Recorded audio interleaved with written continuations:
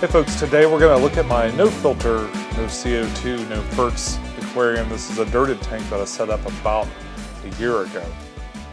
I'd say it's maybe a little bit over a year at this point, probably about a year and a month since I actually set it up, because I think I posted the video in October, and I think I'd worked on it a little bit before that last year. So it's been about a year. It needs to be cleaned up quite a bit, even though I did a water change not too long ago. I'd have to say overall it's been fairly easy to maintain, mostly because I don't worry about it. This is the first thing I see when I wake up in the morning, so I do like it to look, pretty decent. It's had a lot of plant growth from specific plants, especially the grassy dwarf Sagittaria is kind of spread all throughout there. I've already actually pulled some of that out and kind of got it to where it's a little bit more manageable in here, but I want to go back in today, and what I'm going to do is I'm going to do a little bit of a cleanup.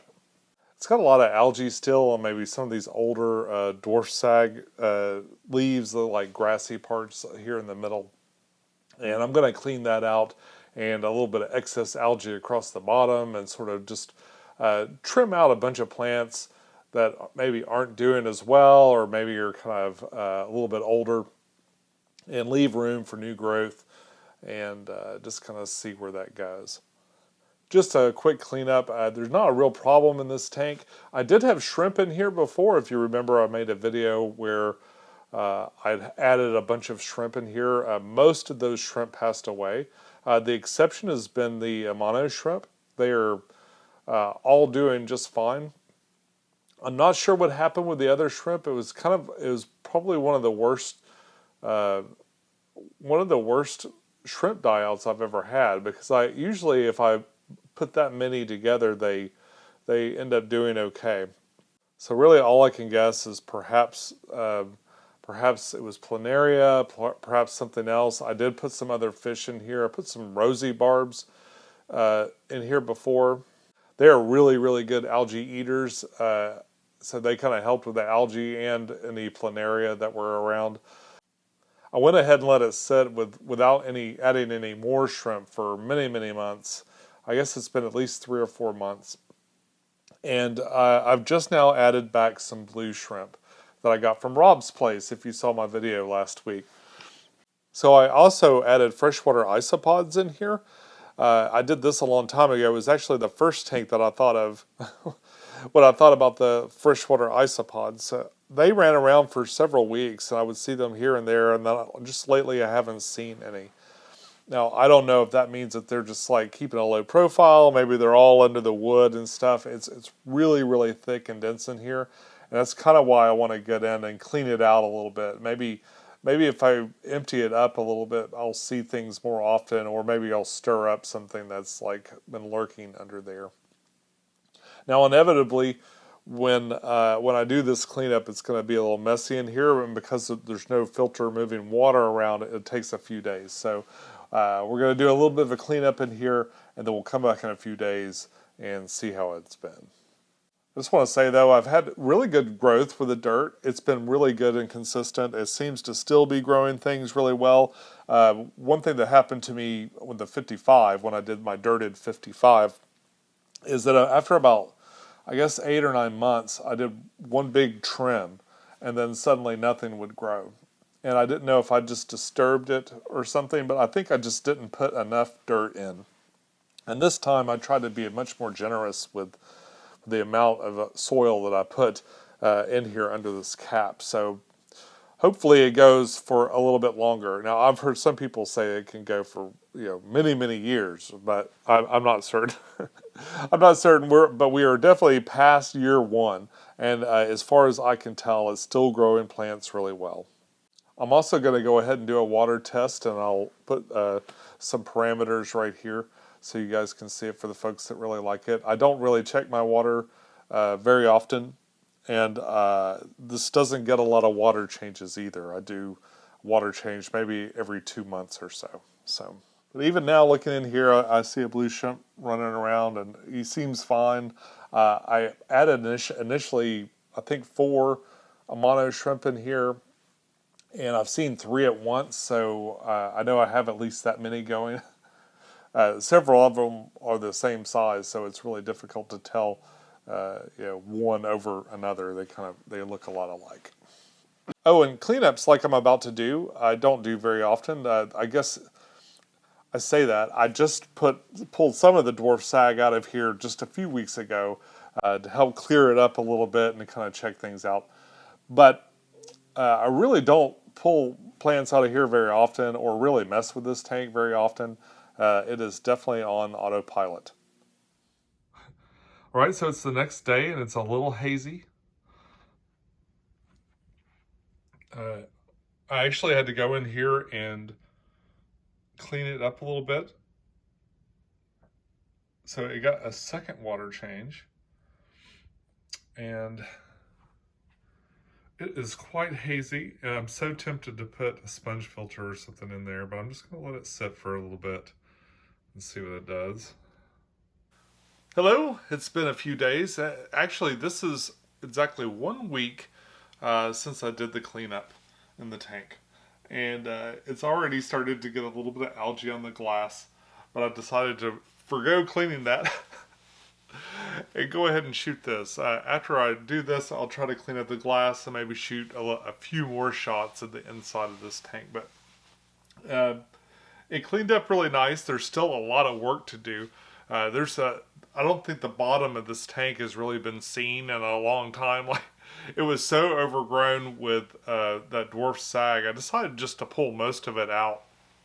I left the mother plants, like the best, healthiest plants, here in the back in this kind of rosette, and they'll just have to work their way back across the tank. I mean, that's pretty much what happened anyway. They were all over here, and then they just kind of barreled all the way through and right through my crypt parv and stuff like that. But they were doing such a great job of absorbing nutrients and just like contributing to the health of this tank. I was just fine with it. I just kind of let it overgrow. But I decided to pull it back, pull the carpet out from under it, pull it back.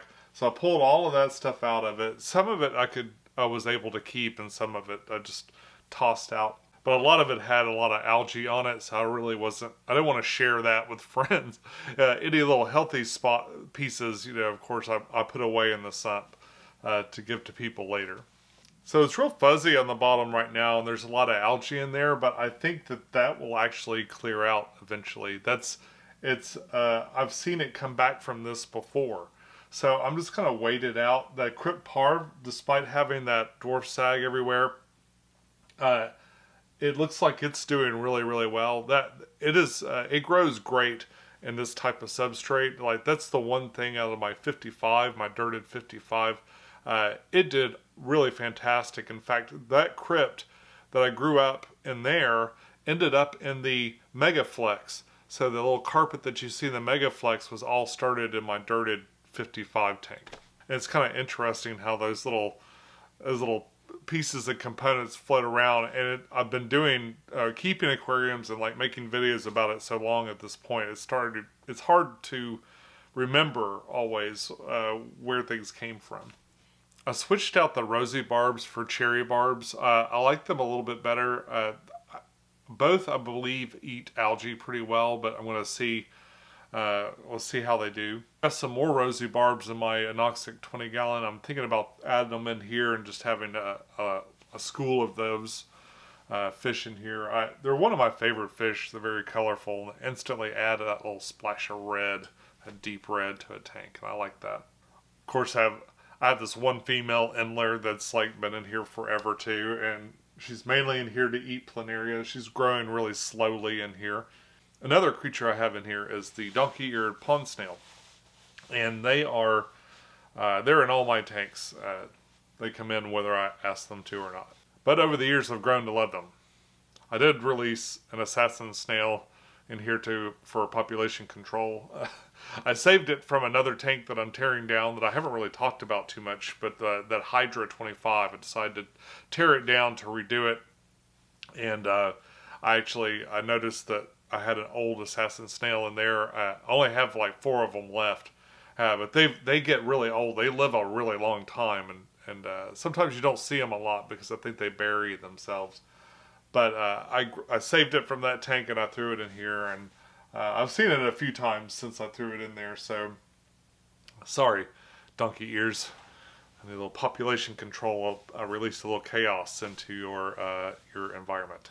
Even with this tank's faults, it's been watching it evolve has been really interesting, and it's actually really nice to wake up to in the morning. I don't have my glasses on anyway, so if it's not perfect, it doesn't matter. And the lights on here are Hagar lights. They're sort of the affordable version of the ramp up, ramp down lights. That feature is there, but it's not something you can control, so I don't think it's as dramatic as maybe the more expensive ones. The lights themselves do work and grow plants, and I've enjoyed having it on here. It's done a great job. Right now, daylight savings time has got me down because this thing stays on for quite a while. Like you can't control the amount of time it's on. You can control when it comes on. So that's kind of bugging me a little bit. Because it's coming on really early in the morning and it's bright. It's really bright. If I had complete control of it, but I had to keep that time the same, I would make that ramp up period be like really long, and a ramp down period. That's sort of what I do with the fluval versions. Is I make it really, really dim for that first couple of hours of the day, and then but a little bit more orange. And then at the end of the day, sort of a warm white for a really dim for a long period of time. So that's what I like to do. I think the fish really do act differently in those different light levels, and they notice that the light level has gone down but not out, and they come out for food. And it coincides with when I get home from work. So I get home from work, I add some food, the lights start to dim and stuff like that, and they all come out. And I've seen a huge difference. So I know it's valuable. I'm not sure that this light would necessarily give you all of that. But it is kind of an interesting novelty that you don't really have to do a lot to set it up. Like you just set the time and it comes on at that time. So, and you can turn the blue lights off. I don't like the blue lights in the nighttime or anything like that. You can turn those off and just not use them. So that's something to note too. And a big thumbs up for that. If you are interested in this light or any of the other products that I talk about in my videos, I have an Amazon link down below. It is an affiliate link that I benefit from when you click it. So if you feel like doing that, but always go get the best deal. Go get the best deal you can wherever you can and do what's right for you. And with that, I'm going to wrap this up. Follow your bliss. Keep a clean tank. I'll be back soon with more videos about this and other tanks that I build. See you then.